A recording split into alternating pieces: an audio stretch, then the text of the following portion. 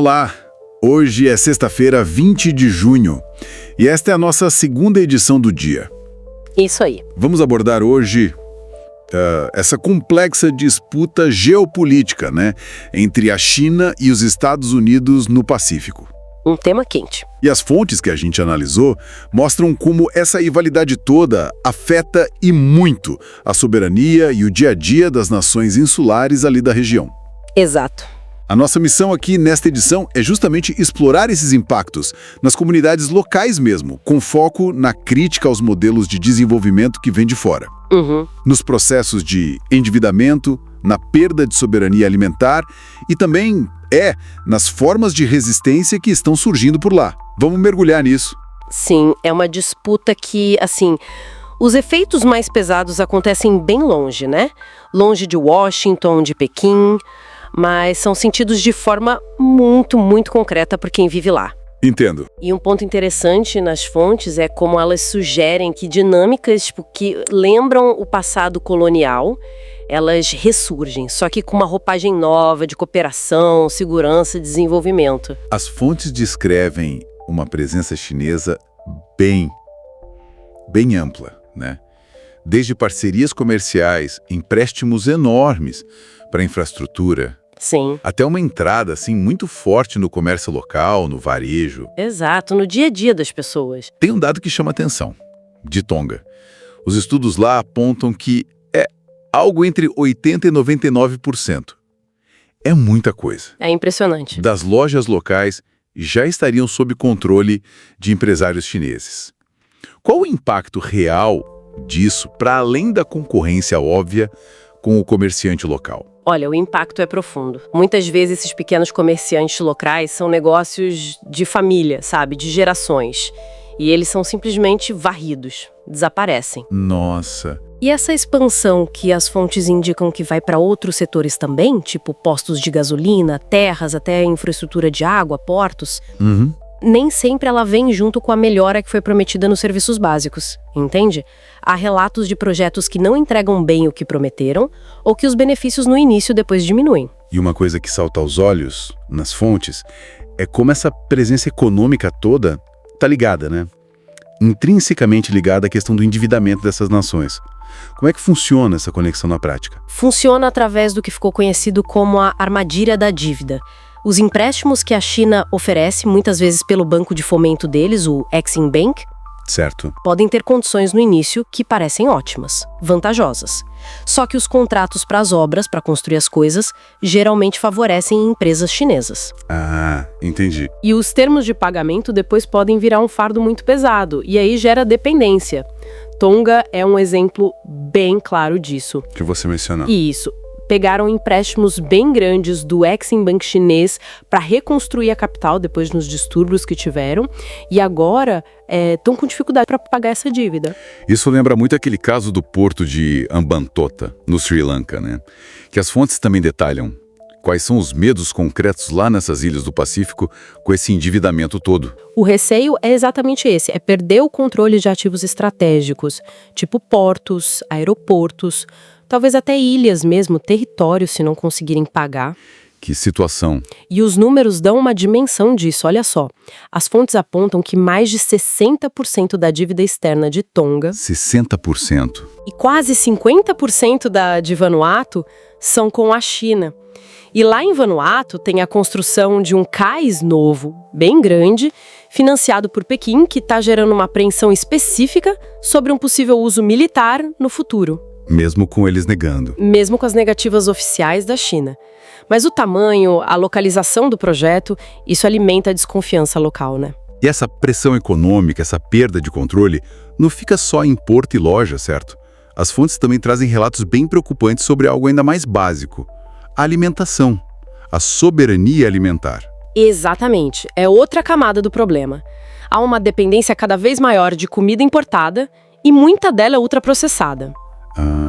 E aí, líderes comunitários, segundo os relatos nas fontes, denunciam o abandono das práticas agrícolas tradicionais, aquelas que garantiam a comida, a cultura local. O sustento deles. Isso. E essa mudança na dieta está ligada diretamente ao aumento de doenças crônicas, diabetes, hipertensão, um impacto direto na saúde pública dessas comunidades. Bem sério. Mas o cenário não é só de submissão, né? As fontes também mostram uma reação interessante das comunidades. Sim, e o que é notável é a criatividade, a resiliência dessas respostas.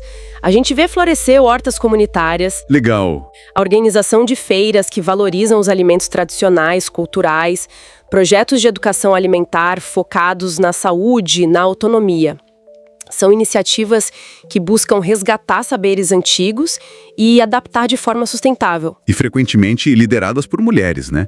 Por coletivos locais, o que mostra uma força comunitária impressionante. Com certeza. Essa dinâmica toda de influência externa também acaba criando tensão até entre aliados tradicionais, como a gente viu naquele caso recente Nova Zelândia e Ilhas Cook, correto? Corretíssimo. A Nova Zelândia suspendeu ajuda para as Ilhas Cook depois que elas fecharam acordos com a China.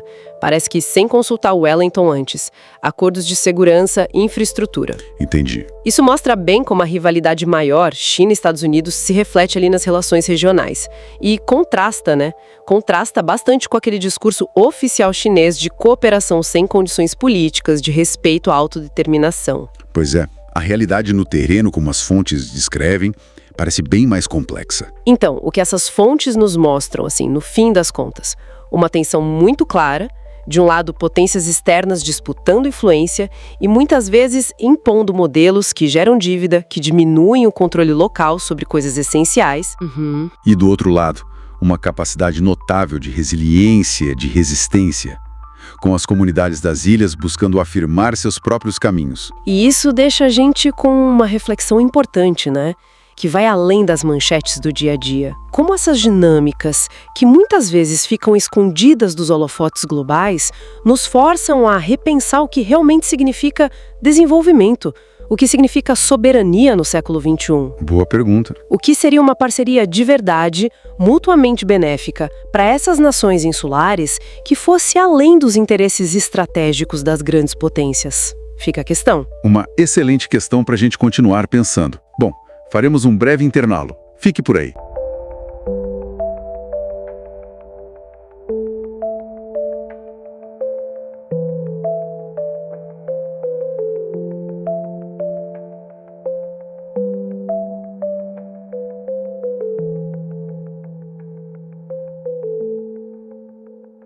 Olá, estamos de volta para a segunda parte da nossa edição e agora a gente vai focar mais nessa atuação histórica e também atual dos Estados Unidos e seus aliados, sabe? Na militarização ali do Pacífico e, claro, na disputa direta com a China. Só lembrando rapidinho, os links para as fontes que a gente usou para montar essa edição estão todos na descrição, tá? Bom, para a gente entender o que está acontecendo hoje, é fundamental olhar um pouquinho para trás, né? A presença militar americana no Pacífico, ela tem raízes, assim, bem antigas, especialmente no Havaí. Tudo meio que começou lá em 1893, com aquele golpe apoiado por militares que derrubou a monarquia local. Os interesses ali eram bem claros, né? Favorecer o pessoal da agroindústria e, claro, garantir o controle de Pearl Harbor, que é super estratégico. Desde aquela época, o Havaí virou uma peça-chave, assim, fundamental na estratégia militar dos Estados Unidos ali no Indo-Pacífico. E hoje, a escala disso é impressionante. Mais de 1/4 do território do Havaí está sob controle militar direto. Isso inclui a base de Pearl Harbor, que todo mundo conhece, mas também várias áreas de treinamento com armamento real mesmo. E o mais complicado, algumas dessas áreas ficam em locais que são sagrados para o povo indígena Kanaka Maoli, os nativos de lá. É uma questão bem sensível. E essa presença não se limita ao Havaí, né? Ela se apoia numa rede bem complexa de alianças. A Austrália, por exemplo, ela tem intensificado bastante a cooperação de segurança com Papua Nova Guiné, com as Ilhas Salomão. Isso inclui treinamento policial, às vezes até com o apoio da ONU, sabe? E mais recentemente, claro, teve a formação da Aliança AUKUS, que junta Austrália, Reino Unido e Estados Unidos. O objetivo que eles declaram é fornecer submarinos de propulsão nuclear para a Austrália e também desenvolver outras tecnologias de guerra, né? tecnologias avançadas. Só que o ponto crítico aí, o que gerou muito ruído, foi que essa aliança foi anunciada assim, sem consultar os países vizinhos, as nações insulares do Pacífico. Isso causou uma apreensão enorme, muita desconfiança entre as lideranças locais. Compreensível, né? Super compreensível. E essa apreensão com o AUKUS, ela não vem do nada, né? Como você disse, tem um histórico. Ela ecoa traumas, assim, muito vivos na memória da região. É só a gente olhar para as Ilhas Marshall. Entre 1946 e 58, os Estados Unidos fizeram dezenas de testes nucleares ali. Dezenas. O resultado foi catastrófico. Destruição ambiental gigantesca, um legado de doenças que persiste até hoje, tipo câncer, sabe? E o deslocamento forçado de comunidades inteiras tiradas das suas terras ancestrais. Para a gente ter uma ideia da dimensão disso, foram mais de 100 megatons de explosivos. Eu confesso que eu não tinha parado para pensar no que significa. É como detonar mais de uma bomba igual a de Hiroshima, por dia, por 12 anos seguidos. É surreal. Esse legado de intervenção pesa muito na forma como as ações das grandes potências são vistas hoje por lá. Exatamente. E o que é fascinante, né, é quando a gente compara as estratégias, porque elas são diferentes, mas às vezes o efeito final é parecido. Os Estados Unidos, com essa presença militar histórica, eles meio que oferecem segurança, entre aspas, né, em troca de acesso ao território. Só que isso muitas vezes significa perda de autonomia local, perpetua desigualdades e deixa um rastro de dano ambiental, como você mencionou nas Ilhas Marshall. Já a China, que tem uma influência mais recente, ela foca mais em grandes projetos de infraestrutura, pontes, portos. Só que isso geralmente vem junto com um endividamento bem pesado para os países insulares. E nem sempre aquelas promessas de desenvolvimento se cumprem, né? Fica a dívida. Então, nos dois casos, o que a gente vê é um aprofundamento da dependência, seja econômica, seja política. A soberania dessas nações vai sendo corroída. A gente vê até umas táticas meio híbridas, né? Como em Palau, por exemplo. Tiveram investigações sobre doações chinesas que seriam ilegais. E também aluguel de terra pelos chineses estrategicamente perto de instalações americanas. É um jogo complexo. Nossa, então, na prática, apesar das abordagens serem diferentes, o resultado para a soberania local acaba sendo complicado nos dois casos.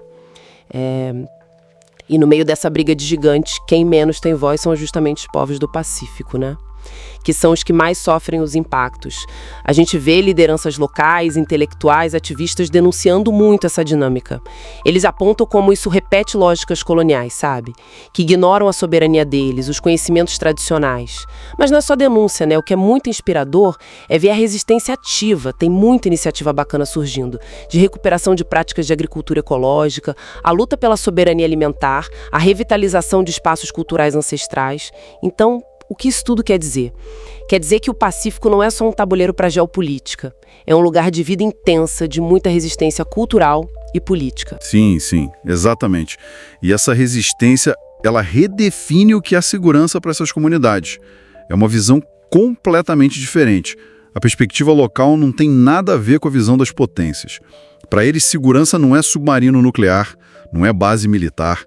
A segurança de verdade está no acesso à terra, a água limpa, a comida saudável e, fundamentalmente, no respeito à cultura e ao modo de vida deles. Isso levanta uma questão bem importante, né? Sobre essa dissonância gigante entre os modelos de desenvolvimento e segurança que vem de fora e o que as comunidades locais realmente precisam e desejam. Perfeito. E essa reflexão final sua nos leva direto para aquela pergunta provocativa que o material fonte deixou no ar, né? O que vai sobrar para os povos do Pacífico quando a poeira dessa disputa geopolítica toda assentar? Uma coisa parece certa, a resposta não vai vir de Washington nem de Pequim. Ela está sendo construída lá, na resiliência, na luta do dia a dia dessas comunidades, por autonomia, por dignidade. Bom, a gente espera que essa edição tenha trazido aí algumas perspectivas novas sobre essa realidade tão complexa e tão importante. Lembrando mais uma vez que os links para as fontes e outros artigos estão lá na descrição, tá? Um abraço bem carinhoso para todo mundo e até a próxima. E não esqueçam, o podcast está no ar de segunda a sexta, às 7, meio-dia e 17 horas. E aos sábados também ao meio-dia, sempre com novas edições para a gente pensar junto. Tchau, tchau!